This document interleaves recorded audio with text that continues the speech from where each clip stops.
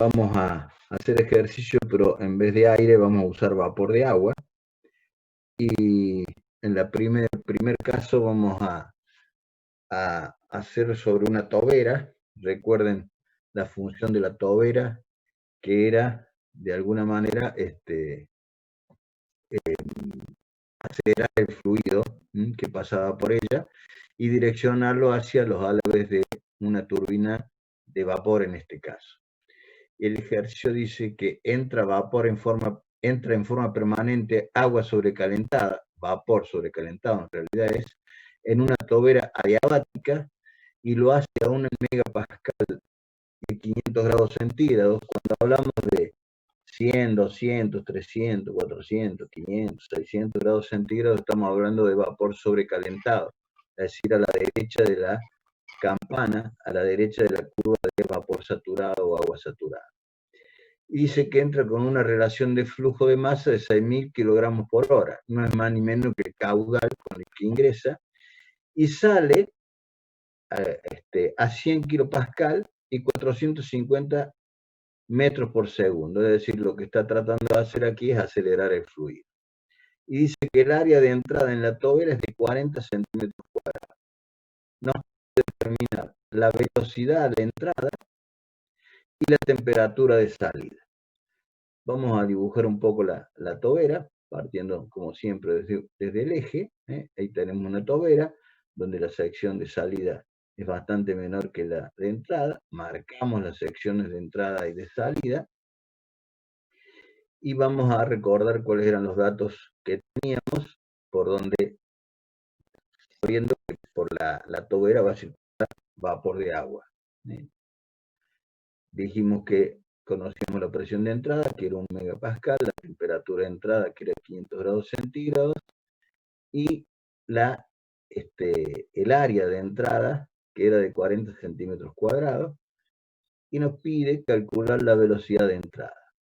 De la salida, ¿qué conocemos? La presión y la velocidad de salida, que era 450 metros por segundo. Lo que nos pide determinar era la salida de la temperatura. Conociendo cuál era el caudal, que lo podemos poner en G o M, kilogramos por hora. Nosotros lo primero que vamos a hacer es determinar algunos valores que nos van a hacer falta, sobre todo para determinar la velocidad de entrada. Y para este caso nos va a hacer falta el volumen específico por un lado y la entalpía de entrada. Pero nosotros tenemos valores que nos permiten determinar esto que estamos diciendo. Vamos a entrar a la tabla 6, si la tienen a mano, búsquenla y busquen que tienen distintos cuadraditos, la depresión de un megapascal, yo acá tengo, y cuando tengan la de 1 megapascal, busquen 500 grados centígrados, y sería la cuarta columna. Si ustedes ven arriba, tienen la entalpía marcada como H, y entrando entonces a esa tabla 6, vamos a poder determinar el valor de la entalpía y el valor del volumen específico. Ya vamos a ver para qué el volumen específico. El volumen específico es la primera columna, la segunda sería en realidad, la primera es la de las temperaturas. Fíjense que es 0,35411 y 3.479,1 kilojoules por kilogramo es la entalpía. ¿Para qué nos vale esto? ¿Se acuerdan de la ecuación de la continuidad, donde decimos que el caudal era igual a la sección por la velocidad sobre el volumen específico, o si no teníamos el volumen, la inversa de la densidad? De ahí despejamos la velocidad de entrada, reemplazamos por los valores que tenemos como datos y el de B1 que hemos buscado en la tabla, y podemos determinar cuál es el valor de la velocidad, primero en metro por hora. Recuerden que el caudal está en kilogramos por hora, dividimos por 3.600 y nos da una velocidad de entrada de 147,54 metros por segundo. Fíjense que es bastante menor que la velocidad de salida. Eso nos va a permitir de alguna manera después relacionar las secciones de entrada y de salida. Pero ahora vamos a tener que plantearnos la ecuación del primer principio para sistemas abiertos para poder determinar la entalpía de salida, que no la tenemos, y así determinar la temperatura de salida. Dijimos que era una tobera diabática, por lo tanto, anulamos Q. Sabemos que dentro de una tobera lo único que realizamos es un aumento de energía cinética, una variación de velocidad muy grande, por lo tanto, no produce ningún trabajo, solamente circula un fluido que se acelera. Y también, como no hablamos de variación de altura entre entrada y salida, las energías potenciales también se simplifican. Entonces no queda que la entalpía de salida va a ser igual a la entalpía de entrada más la diferencia de energías cinéticas entre entrada y salida. Tenemos las velocidades de entrada y de salida, una porque lo acabamos de calcular y la otra porque era dato. Por lo tanto, podemos calcular rápidamente la energía cinética de entrada, que nos da, recuerden que poníamos 1/1000 para pasarlo a kilojoules por kilogramo, y nos da 10,88 kilojoules por kilogramo la energía cinética de entrada, y 101,25 kilojoules por kilogramo la energía cinética de salida. Solo hemos hecho el reemplazo de los valores de las velocidades tanto de entrada como de salida. Como tenemos todos los valores, ahora nos permite calcular el valor de la entalpía a la salida, ¿sí? Recordemos que lo que necesitamos calcular de la salida es la temperatura. Y recuerden, como veíamos en la clase pasada, que a la temperatura, si teníamos el valor de la entalpía, la podíamos determinar de tabla. Entonces, con los valores de entalpía, que lo acabamos de calcular, y de la presión de salida, que era 100 kilopascales, es decir, 0,1 megapascal, vamos a la tabla correspondiente, a la tabla A6, y nos permite determinar el valor, yo no la tengo acá, nos permite determinar el valor de la temperatura de salida, que es de 450 grados centígrados. Si alguno lo tiene, la puede verificar.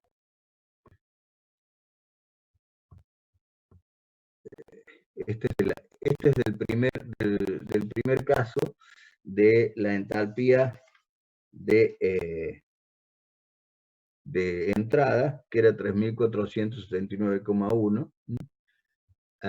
Aquí tendríamos que tener el valor de la presión de entrada, que era de 1 megapascal. Buscamos la temperatura correspondiente, que era 500 grados centígrados. Aquí tenemos el volumen específico, energía interna, entalpía y entropía de ese punto para cuando nos haga falta. Quiere decir que si recordamos que lo que nos pedía era la velocidad de entrada y la temperatura de salida, muy fácilmente, valiéndonos de la tabla, podemos determinar estos dos valores, ¿sí? Es muy importante que podamos buscar determinados valores en la tabla, porque es la que nos permite, de alguna manera, no cometer errores si lo que hacemos es determinar correctamente los distintos valores que hemos visto. Esto de usar las tablas nos va a venir muy bien porque cuando veamos ciclo Rankine en el segundo semestre, la vamos a utilizar muchísimo para calcular el ciclo de una máquina de vapor. Vamos a seguir con otro ejercicio.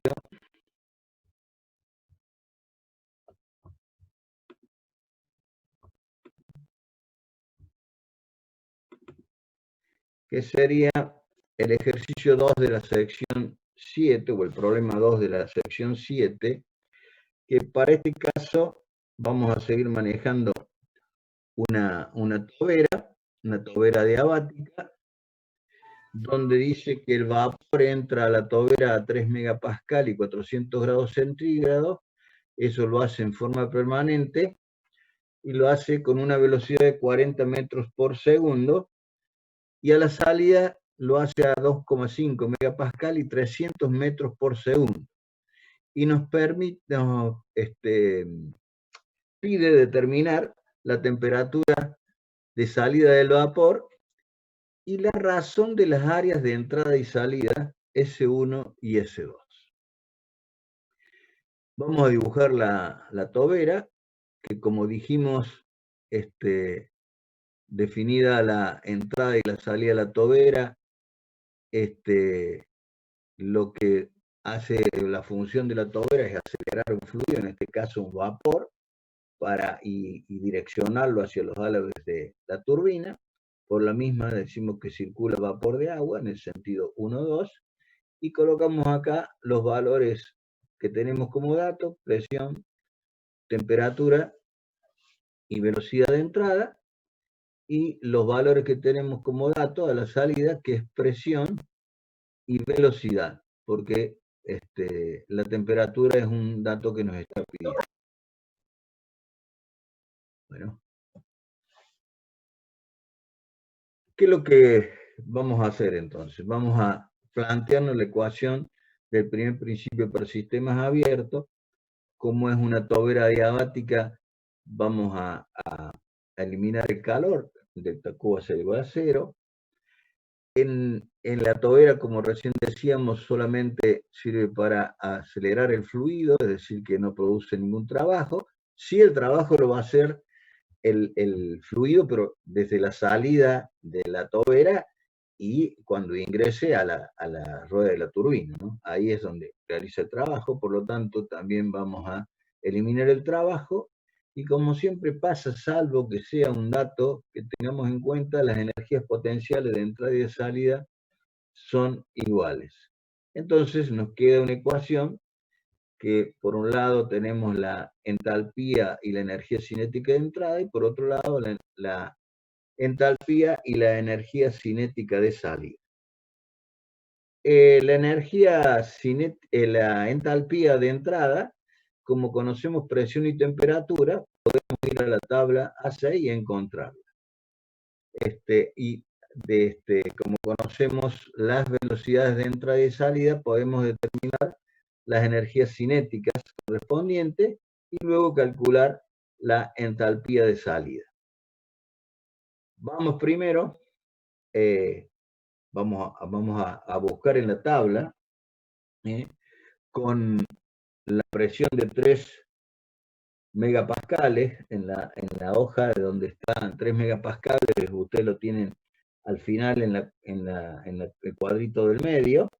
Ahí tenemos 3 megapascales y buscamos 400 grados centígrados de temperatura. A ver quién se anima a darme el valor de la entalpía que obtenemos de la tabla 6. ¿Hay algún valiente? ¿O alguna valiente? 6,92, ingeniero. No, entalpía. Esa es la entropía. Al ladito pegó en el palo. Estamos hablando de, fíjense arriba que está H y después S. S es la entropía, H es la entalpía. Está ahí al lado de 3231. Ese mismo es el valor. Es fácil, ¿no es cierto? Es de buscar la presión primero y después en la primera columna las temperaturas y obtener ese valor. Aquí lo tenemos, lo estamos viendo. Entonces, en la tabla 6, si ustedes se fijan, acá tenemos la temperatura, volumen específico, energía interna, entalpía y entropía. Para ese espacio que estamos necesitando es la presión de 3 megapascales, y luego buscamos acá la temperatura y nos permite determinar el valor de la entalpía. A ver si está bien. Sí. 3231,7. Ahí se ve, está acomodada para que caiga sobre la columna de la entalpía, ¿no? Eso sería lo que ustedes ven en la tabla. Bien, nos queda determinar ahora las energías cinéticas de entrada y la energía cinética de salida. Una es 0,8 kJ por kilogramos y la otra, se chispoteó algo ahí abajo, es de 45 kJ por kilogramo. Recordemos que la velocidad de salida era mayor que la velocidad de entrada. ¿Qué es lo que nos está quedando entonces ahora para determinar? La entalpía. La entalpía de salida es 3187,5 kJ por kilogramo, porque hemos podido determinar todos esos valores. Pero ¿qué nos pedía el problema a la entrada? Era la temperatura de salida del vapor. Como conocemos la entalpía, ahora vamos a ir a la misma tabla, pero ahora con una presión de 2,5, está al ladito a la izquierda, la presión de 2,5, y en vez de buscar la temperatura, vamos a tratar de encontrar una entalpía lo más próxima posible a 3187,5. ¿Sí? Vamos a la columna de la entalpía y vemos que tenemos 3127 y 3240. Eso siempre en la tabla 6, ¿no? Lo podríamos interpolar, pero siempre, como les digo, no hace falta. Busquemos el valor más aproximado y vemos que para uno de los valores que les daba era 350, pero el otro 400. Como estamos más cerca del de 400, el valor de la entalpía, 3240, suponemos que la temperatura de salida de la tobera es de 375 grados centígrados. ¿Se entiende eso que hemos hecho? Aquí no ingresamos con temperatura porque no lo tenemos, pero al tener la entalpía podemos determinar la temperatura, en este caso por tabla. Con un pequeño error, como siempre les digo, ese error va a ser mínimo. Si en vez de poner 375, podríamos 360, 365 o 380. No va a tener una variación muy grande. Y lo que nos tenemos que determinar ahora eran las razones de área. Acá está determinado en la tabla 6, me había olvidado, buscando la presión de 2,5 megapascal y buscando ahora los valores de entalpía, que no son exactamente los que teníamos, porque era 3187, vemos que tenemos uno 3127 y otro 3240, y uno está a 350 grados y el otro 400 grados. Seleccionamos la temperatura más cercana a los 400, 375 grados centígrados. De ahí sale, ahí lo estamos viendo. Ahí quedó algo hecho. Ahí estamos mostrando cómo determinamos el valor de la temperatura. Vamos al punto 2, que necesitamos determinar la diferencia de la razón de área entre entrada y salida. Llamamos S1 la entrada, S2 la de salida, y va a tener correspondencia. Acá hay dos iguales, ya lo borro uno, donde va a ser relación de las velocidades de inversa, de salida y de entrada, y vemos que la relación de áreas es de 7,5. Es decir que tenemos una diferencia de 7,5, o tenemos que darle a la tobera esa diferencia entre la entrada y la salida para poder lograr las energías que estamos hablando en función de las entalpías, que son las que de alguna manera nos van a determinar lo que se realiza ahí dentro de la tobera. Vamos a pasar de una tobera a una turbina adiabática. Este próximo es el problema 4 de la sección 7, cuyo enunciado dice, si voy muy rápido me paran, yo lo doy como que está simple, pero por ahí no, voy muy rápido. Pero vamos a suponer vapor que entra a una turbina adiabática que lo hace a 10 megapascales de presión, una presión bastante elevada. Acá vamos a ver un poquito ya, empezar a ver cómo se produce parcialmente el ciclo Rankine. Y ingresa a 400 grados centígrados. Eso quiere decir que estamos con un vapor sobrecalentado. Y al final de la expansión que realiza en la turbina sale a 20 kilopascales. Dice, con una calidad de 90%. Esa calidad la vamos a relacionar con el título que veíamos hace un par de clases atrás, como que fuera 0,9 el título, al final de la expansión. Dice, sin tomar en cuenta los cambios en la energía cinética y potencial, determine la relación de flujo de masa requerida para una salida de potencia de 5 megavatios. Vamos a dibujarlo un poco. Aquí tendríamos una representación de una turbina, donde vemos que por un lado ingresa vapor a una presión de 10 megapascal y 400 grados centígrados, y por otro lado, luego de hacer un trabajo aquí sí, en la turbina, sale con una presión de 20 kilopascal y un título que en este caso vamos a llamar como si fuera un rendimiento, ¿no es cierto?, de 0,9. Lo que no conocemos es la cantidad, el flujo G o M, que tenemos que hacer circular a través que le entrega la tobera a la turbina para poder lograr esa potencia de 5 megavatios. Vamos a trazar en un diagrama entrópico, donde relacionamos temperaturas y entropía. Vamos a dibujar la campana de Andrews, donde vamos a, de alguna manera, ver cómo se manifiestan esos valores que tenemos aquí en la misma. La primera línea que vemos ahí va a representar la presión y la temperatura a la cual vamos a tener vapor en una caldera. Aquí va a entrar líquido en el punto que estoy marcando y aquí va a salir vapor saturado en el otro punto, en el otro extremo.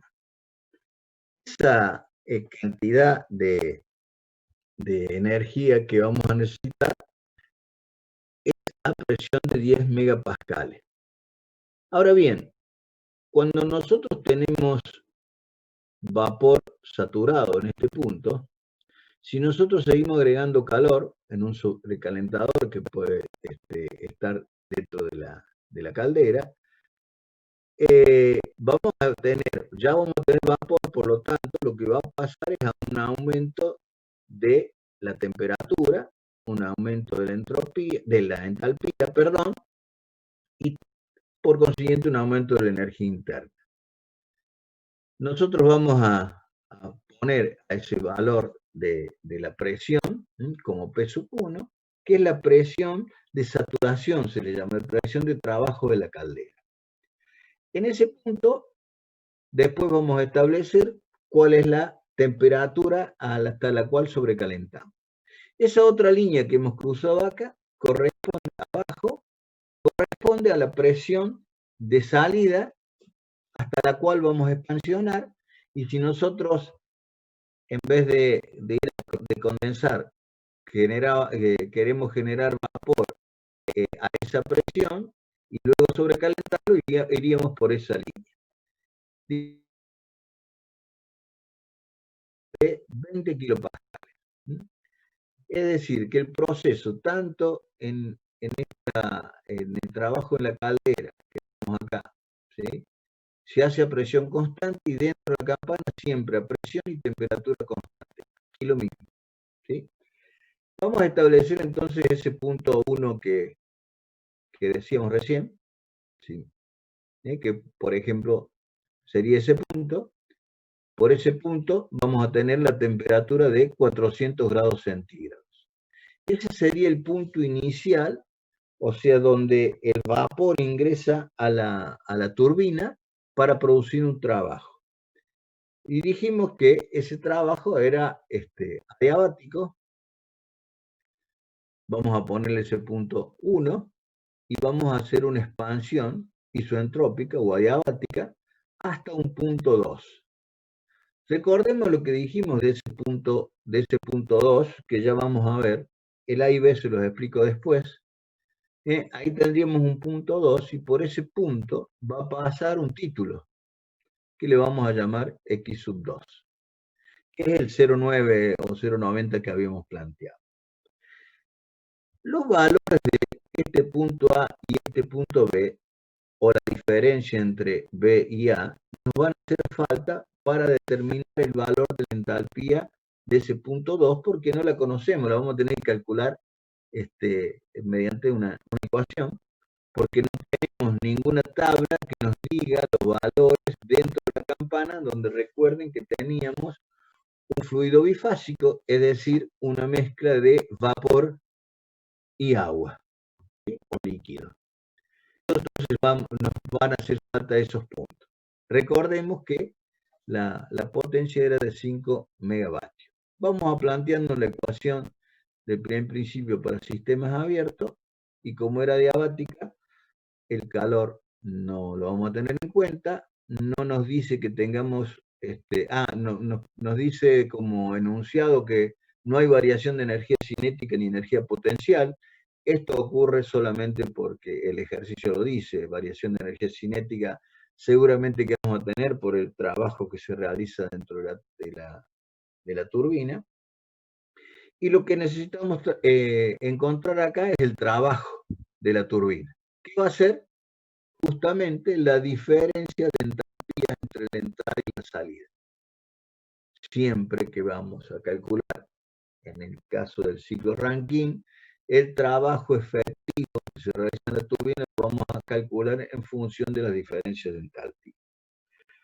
A la entalpía del punto 1, y la podríamos conocer porque conocemos la presión y la temperatura del punto, donde vemos que la presión es 10 megapascales. En la hoja donde está esa presión es al final el cuadro del medio.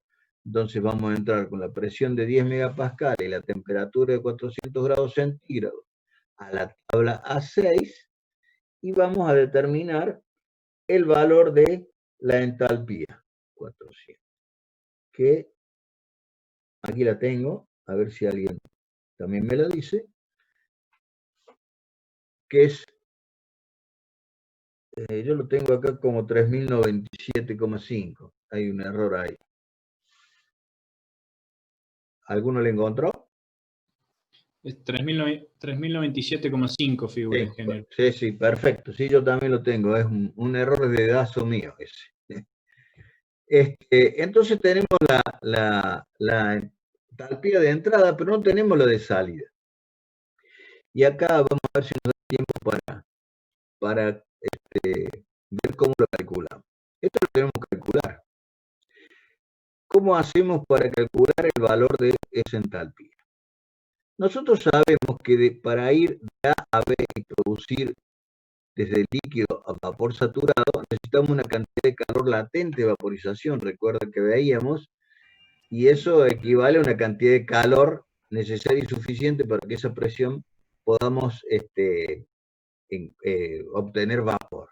Ahora bien, esos puntos A y B están sobre la curva del líquido 1 y de vapor saturado en el otro, y nosotros teníamos una tabla, la A5, que nos permitía determinar los valores, distintos valores dentro de las curvas de líquido y de vapor saturado.